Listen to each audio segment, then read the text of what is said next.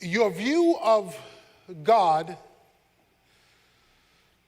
will determine your view of life, or your view of life will determine your view of God.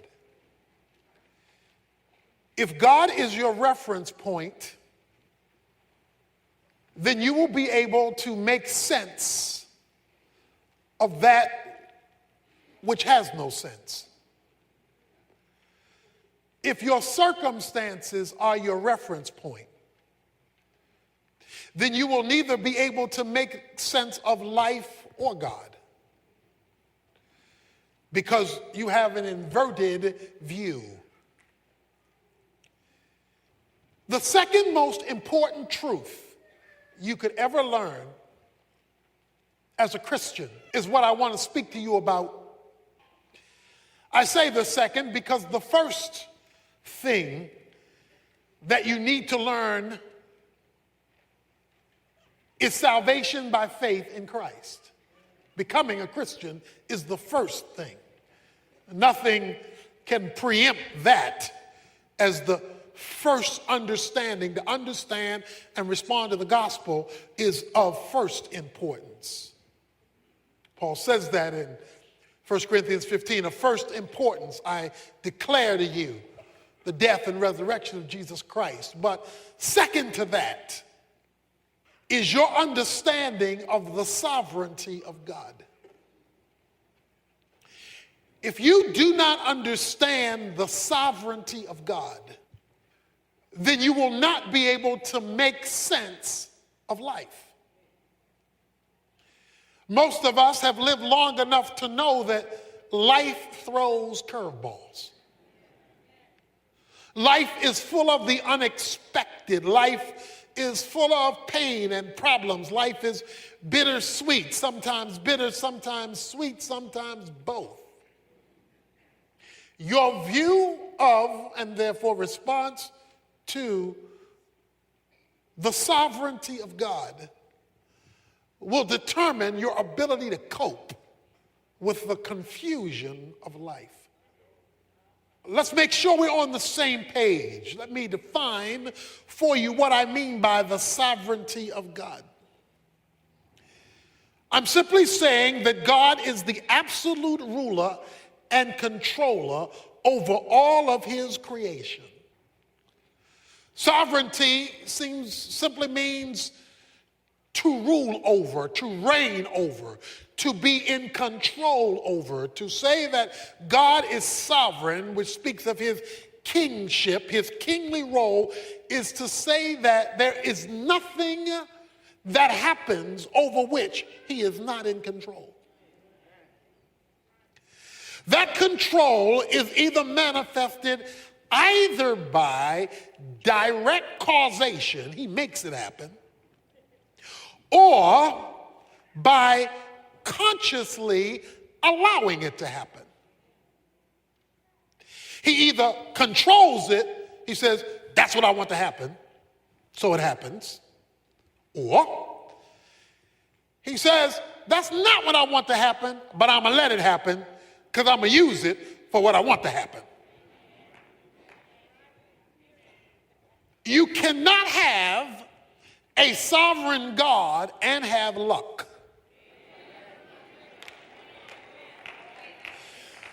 You cannot have a sovereign God and have chance. You cannot have a sovereign God and have fate. Because that means those terms refer to things happening haphazardly, with no order to them, with nothing in control. They just show up. God's sovereignty says that things don't happen, things are under control when they're out of control. Or I like the way Ephesians 1:11 says it, that God does everything after the counsel of his own will. Everything. He is creator, controller, and sustainer of all things. So we've got to establish this as the governing principle of life. The governing principle of life has to be the sovereignty of God. Therefore, you can never first appeal to your circumstances. If God is sovereign and you're not sovereign, that means your circumstances are not sovereign. God is. So the reference point for life must not be life, it must be the sovereignty of God. This leads me to probably the greatest verse, I would say, in the Old Testament, maybe in the Bible, when it comes to life circumstances, as it comes to the intersection of the sovereignty of God, and that is found in Genesis 50. It comes at the end of a saga of a young man's life that we have spoken of often. His name is Joseph. Joseph has been sold into slavery by his brothers who were jealous of him. Joseph, having been sold into slavery, winds up working for a man named Potiphar, because the slave owners took him to Egypt.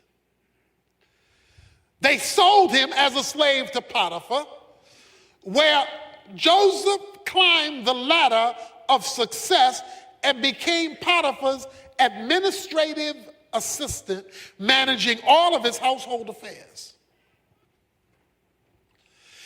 While managing his household affairs, Potiphar's wife sought to seduce him, and he refused. In her anger over his refusal, she cries rape, making Potiphar, of course, furious that this man who he had entrusted over all of his affairs would seek to rape his wife, which was not true. And Potiphar gets Joseph thrown in jail. So he's sold into slavery for no just cause. Now he's in jail for no just cause. While in jail, there are two men who are in jail with him. One man is sentenced to death. One man is set free. Joseph says to the man who's set free, "Remember me to Pharaoh." Remind him I'm still here. The man who he talks to forgets. He's free. He's not remembering nobody else. And now he is now forgotten. This is 12 to 13 years of events I just described for you. Every time it looked like he was going up, zoom, he went down. You talk about it's not fair. Joseph could say, this is not fair. Pharaoh has a dream he can't interpret, that he doesn't understand. And I'm covering a number of chapters in the book of Genesis, a story that is riveting. He comes to a place where he has this dream he can't interpret, and then the man in jail remembers. There was this dude in prison who was good at this stuff. He could interpret dreams. And since nobody can tell you what this dream meant, maybe you ought to call on him. I think his name was Joseph. Joseph is summoned up to Pharaoh. Pharaoh tells him the dream. And Joseph says, this is the interpretation.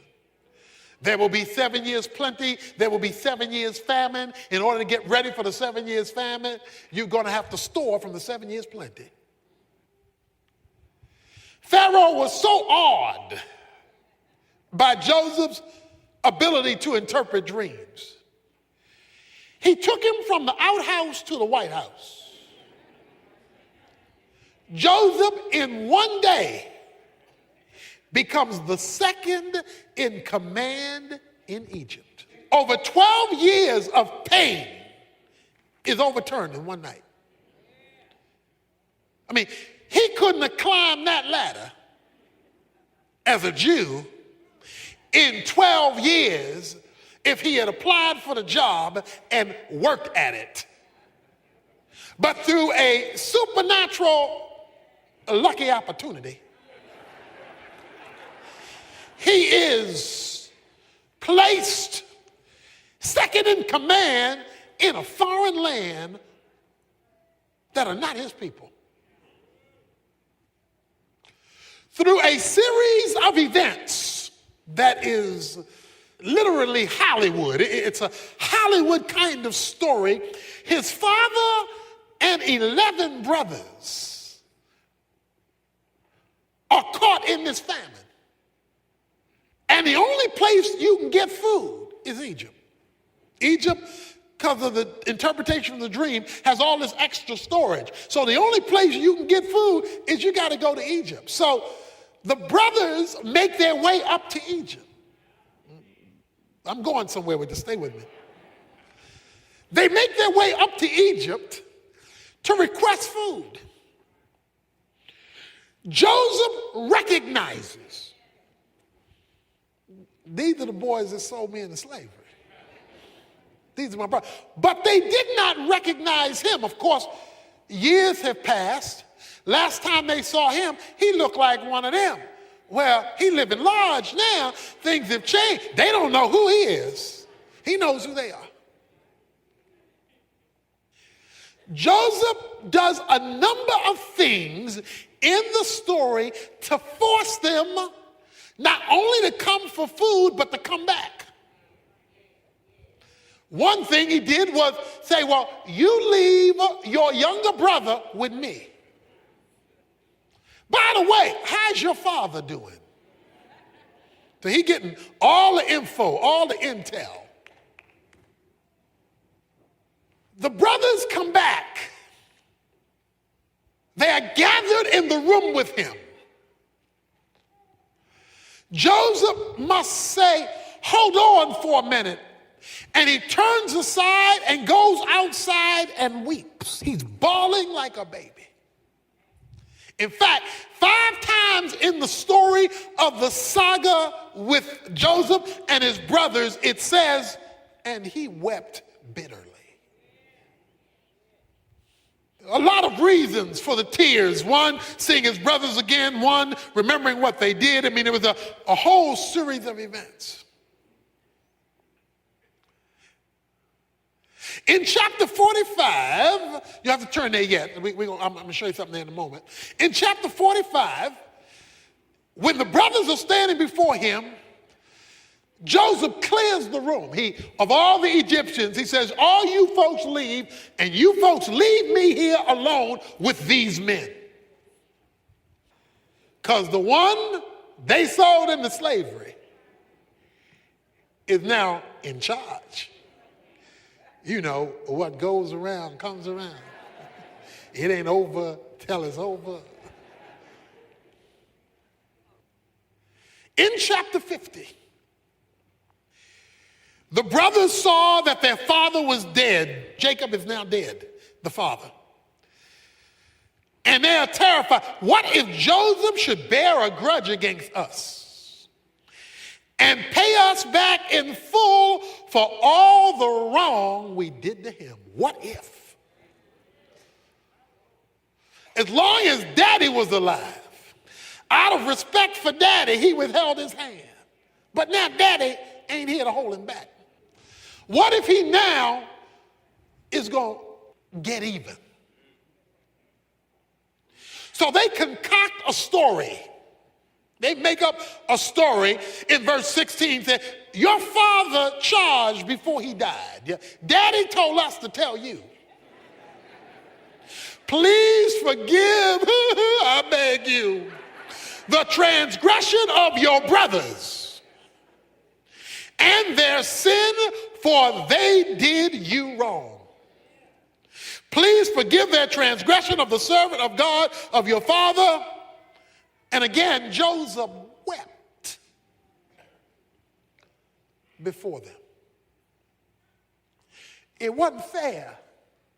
It wasn't right. His life got messed up because they messed him up. Has there been anybody in your life who's messed you up? What they did to you, what they did about you, how they put you down, how they treated you, how they reneged on you, whatever, it has messed you up for years. Because he went through 12 years of torture for something he had never done wrong. His brothers came to him and fell down and said, "Behold your servant." And then Joseph says the words that are at the heart of my point this morning. Do not be afraid, verse 19. For am I in God's place? You meant evil against me, yet you did me wrong. But God meant it for good, in order to bring about this present result, to preserve many people alive. It doesn't get stated any clearer than that. Am I in God's place? He says, I am looking at this through a different set of eyes than you are. You're looking at what you did to me, and what you did to me was wrong, but what you did to me is not my final reference point. What you did isn't the bottom line. What you did isn't the final point. What you did didn't make it over. He says, you meant it for good. You did me wrong, but you meant it for evil. You did me wrong, but God meant it for good, to bring about this present result. When life treats you wrong and you focus only on the wrong, then you're missing the point. When life treats you wrong, God is still in control. When it's not fair, it doesn't mean it's not God. When God allows people and things to do things to those who are committed to him, you can be assured that he's allowing bad things for a good reason. Let me say it another way. Anything that happens in your life, because God is sovereign, must pass through his fingers first. God has the power to stop it, reverse it, correct it, kill it. If he didn't, he wants to use it. You meant one thing when you sold me into slavery, but God meant something else when you sold me into slavery. You were thinking, I'm mad, I'm irritated, we're jealous of you, we don't like you, we don't want you here anymore. That's all you were thinking. But when God lets you get through with that, he was up to something else. He says, and the reason God did it in verse 20 is that he might bring about this present result. He allowed an event 13 years ago to bring us to today. He allowed a negative in our past to bring about what you're looking at right now. In fact, boys, thank you for sending me into slavery. Because when you put me in that hole and lied to daddy and told him I was dead, God allowed the Ishmaelites to come up and see me. And they took me. God allowed me to be sold by them to Potiphar. Then God allowed me to be put in prison for a crime I didn't commit to bring about this present result. And he says, and to save the life of many. When you read the life of Joseph, there is a phrase that follows him all through his life. And the phrase is simply, and the Lord was with Joseph. He gets accused of a crime he doesn't commit, and guess what the phrase is? And the Lord was with Joseph. He gets thrown into prison, and the first phrase you read when he gets thrown into prison is, and the Lord was with Joseph. How can the Lord be with me when all hell is breaking loose? How can the Lord be with me when I'm getting buked and scorned and talked about show as you born? How can the Lord be with me when I've lost my job? How can the Lord be with me when my friends turn their back on me? How can the Lord be with me when my finances aren't where they ought to be? How can the Lord be with me? The Lord can be with you when things are against you because God is looking at where you're going, not where you are.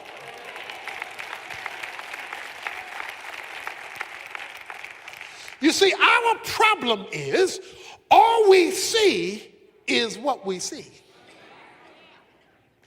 And if what we see we don't like, then our first question is to indict God, where are you? Unless you understand God is sovereign and that he controls all things either by determining them or by allowing them for a greater purpose, you're going to be stuck where you are. You're going to be bitter and you're going to be angry. God is so big. Let me tell you how big God is. The Bible says that God holds the world in the span of his hand. Now, the span of your hand is simply to open your hand and to measure the distance from your thumb to your pinky. That is the span of your hand. He wants you to know how big God is. He says God is so big that the whole world fits between his thumb and pinky of one hand. Now, if the whole world fits between the thumb and pinky of God, he don't need his arm, he don't need to grab it, he don't need his feet to hold it up, he don't need no other. All he needs is one hand, and the whole world fits there. See, what we have to understand is God is bigger than the sum total of his creation. He is not part of the creation.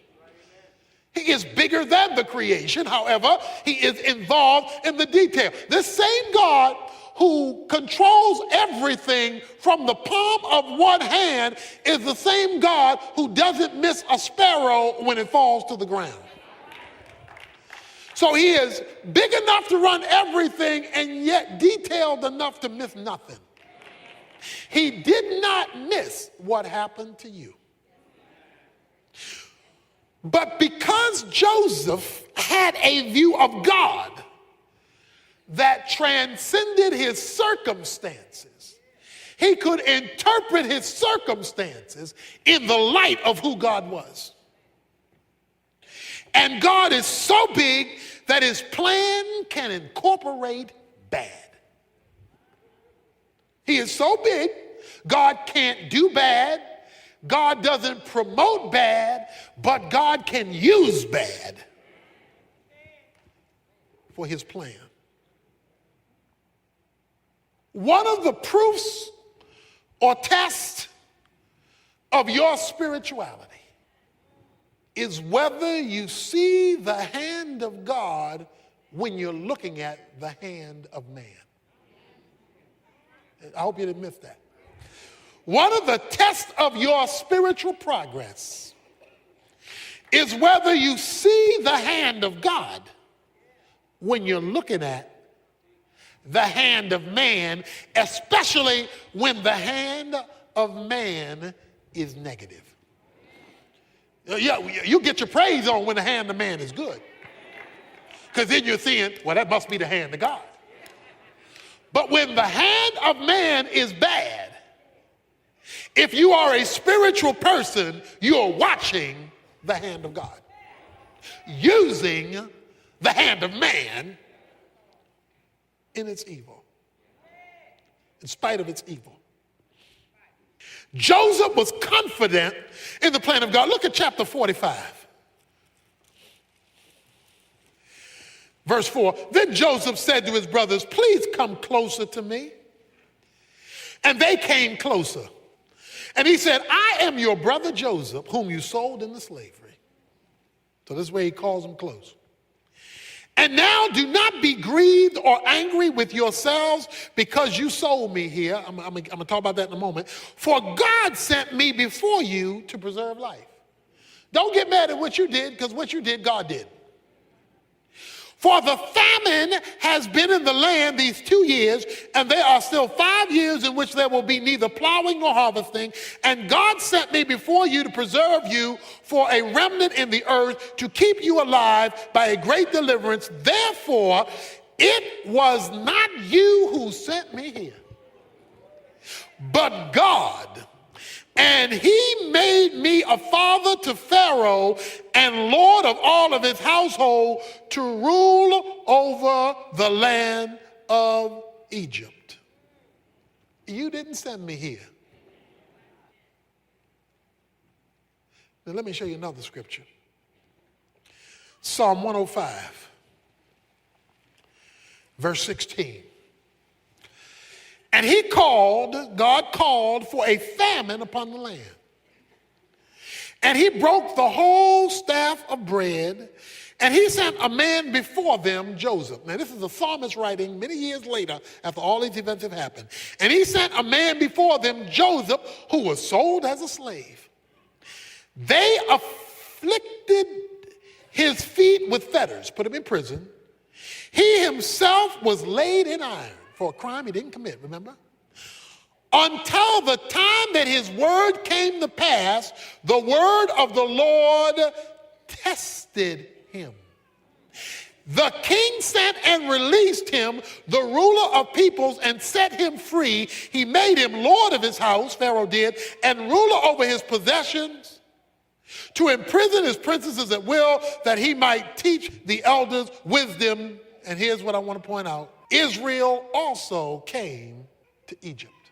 Israel is Jacob. Jacob's name was turned to Israel.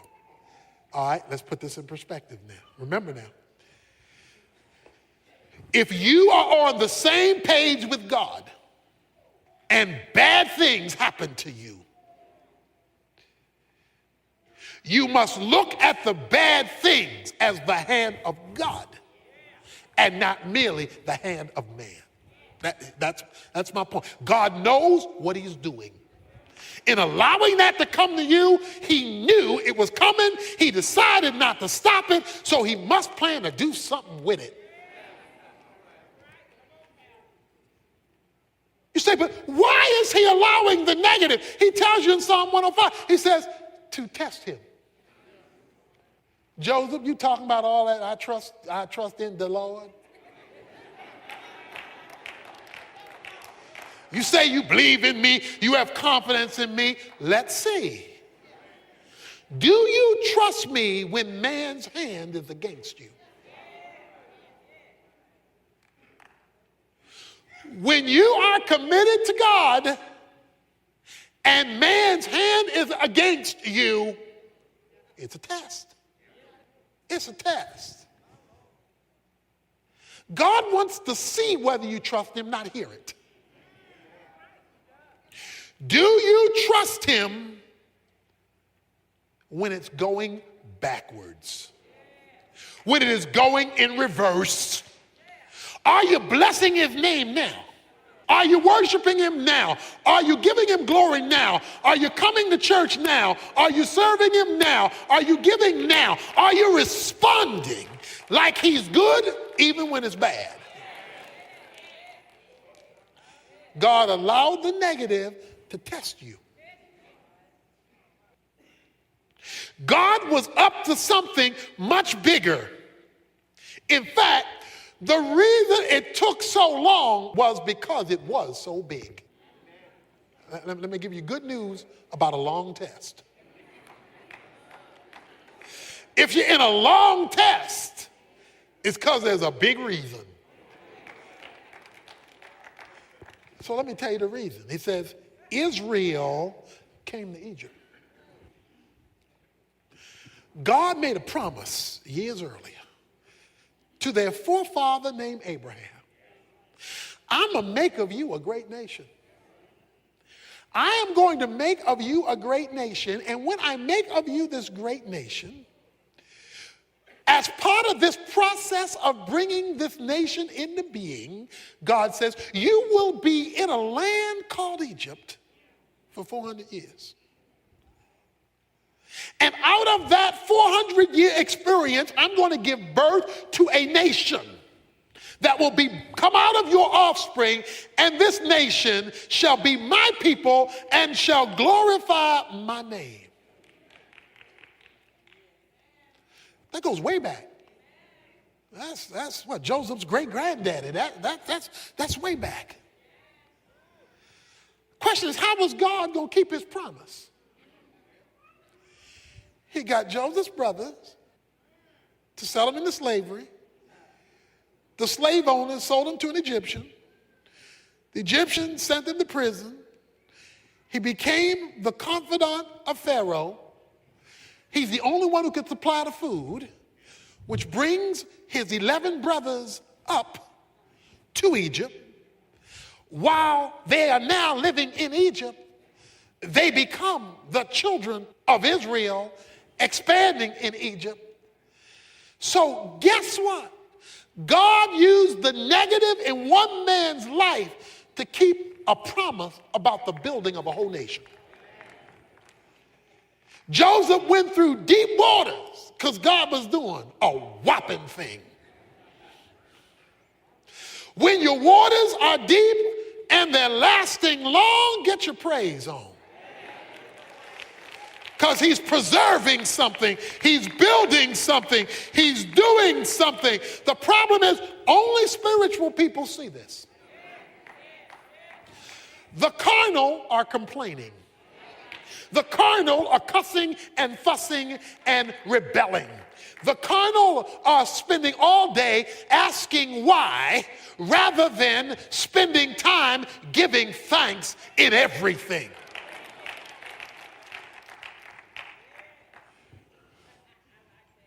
God is up to something. If his delay is one negative on top of another,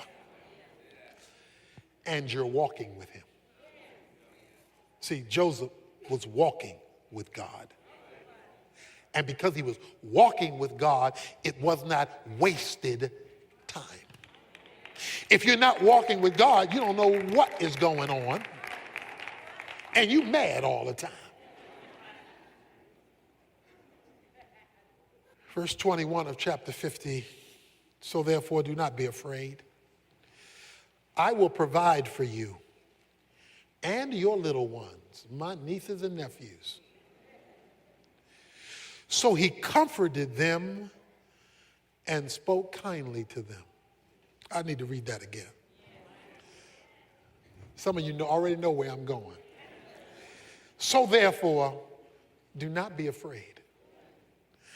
I will provide for you and for your little ones. So he comforted them and spoke kindly to them. When you have God's point of view,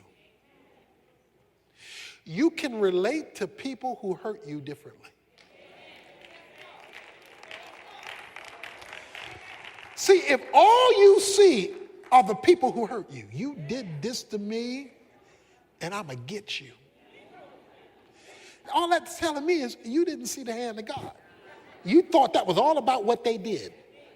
But because Joseph never lost sight of the hand of God, when they repented, yes, they repented. They said, we were wrong. We're sorry, and we are scared. Because Joseph now has the power of life and death. He says, don't be afraid. I not only forgive you, I'm going to take care of you. I'm going to comfort you. I'm going to help you. The recognition of God's sovereignty gave the freedom of forgiveness. Many of us are living life on a leash that we can't shake, and Satan is holding the other end of the leash because we can't let it go because all we see is what they did. Because we do not have the eyes of God, we do not see what God was doing in allowing it, even though we were not at fault. Many of us are in shackles and are looking for ways we can get them. I'm going to get them. Let me show you 1 Peter 3:9.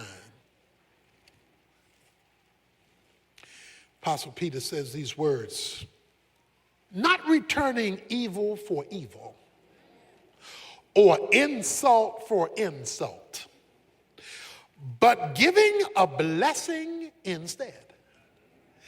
For you were called for this very purpose, that you might inherit a blessing.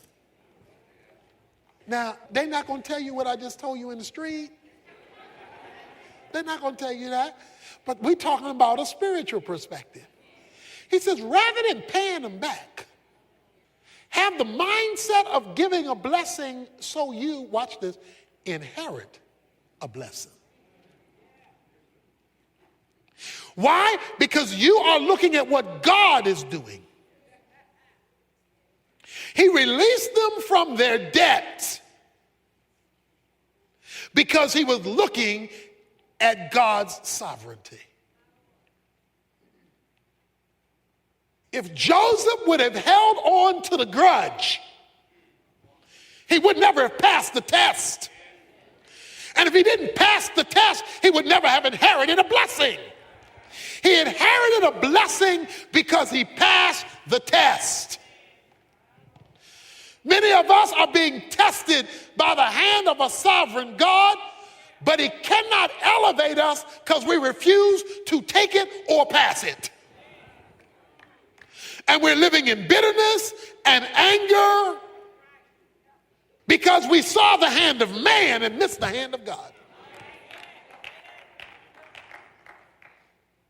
It's time to push the delete button because you're looking at the hand of God. It's time to set somebody else free so you can be set free because you're looking at the hand of God.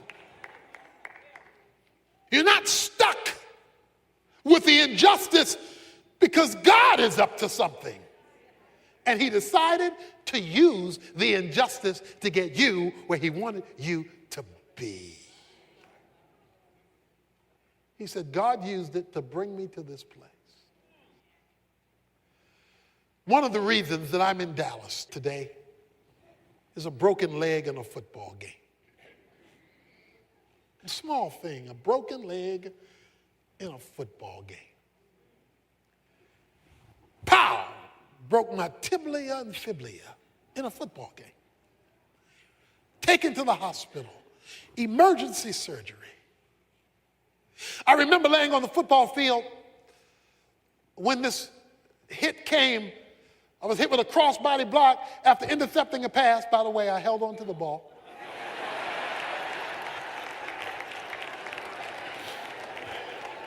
Just want to get that straight.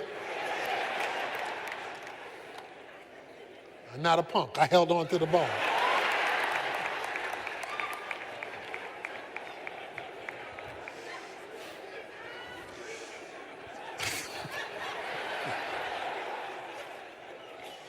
I'm laying out on the field, and I will never forget it. I remember saying, as I laid out on the field, not my will, but thy will be done. Because like football was everything to me. I mean, I lived for football. But that produced a series of changes that led me to Bible college, where I met a professor who encouraged me to come to Dallas Seminary, where I met a professor who challenged me to start a church. And so we are here, as Joseph said, in this place. God wanted me in this place.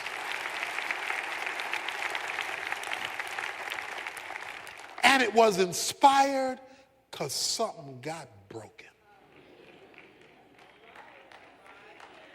If God is allowing something in your life to break, rather than simply going off on the one who hits you,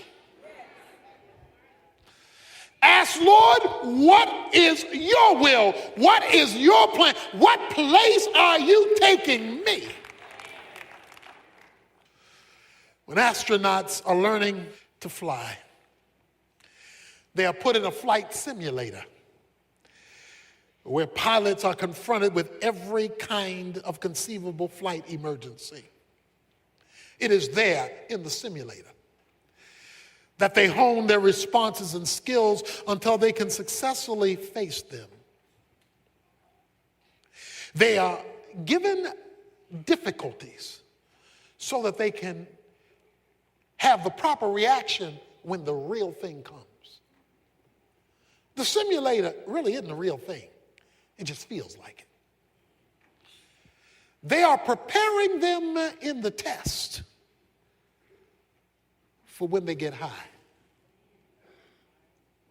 for when they're elevated, when they take off.